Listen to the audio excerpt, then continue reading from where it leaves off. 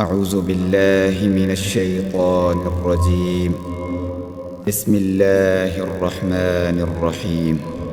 إنما المؤمنون الذين إذا ذكر الله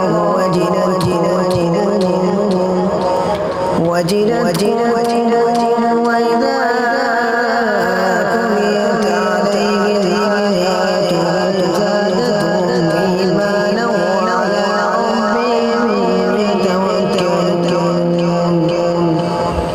الذين يقيمون الصلاة ومما رزقناهم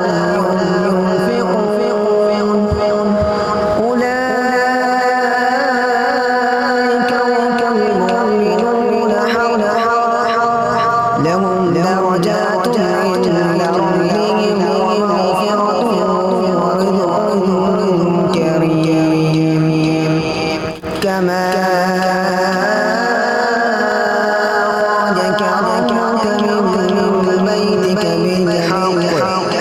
وإن فريقا من المؤمنين